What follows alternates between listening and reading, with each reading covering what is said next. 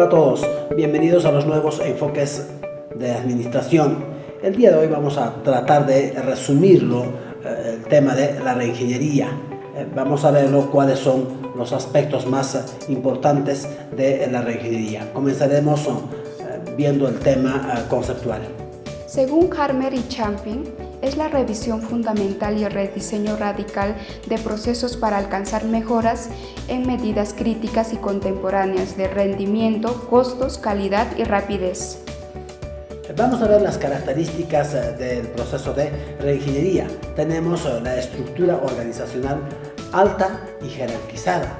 Por otro lado, los gerentes, antes de ser controladores de resultados, se vuelven líderes de impulsores. Entre la importancia tenemos que utilizan el cambio continuo para alcanzar la ventaja competitiva, ser flexibles a los cambios más recientes y tomar ventaja de las oportunidades. Vamos a ver las ventajas más significativas de la reingeniería. Mejor imagen de la compañía, mayor satisfacción de las necesidades internas y externas, mejora de la calidad de servicio y rapidez en el proceso de atención. Entre las desventajas tenemos inversiones muy altas, se pide toda la independencia, se requiere cambio en toda la organización. Entre los componentes de la ingeniería tenemos programas organizacionales y el comportamiento organizacional. Las tecnologías deben ser mejoradas y el personal debe también ser capacitado. ¿Cuándo hacer? Vamos a ver tres aspectos. Cuando la competencia es agresiva, el líder quiere seguir siéndolo, se quiere ser líder. Etapas de la reingeniería.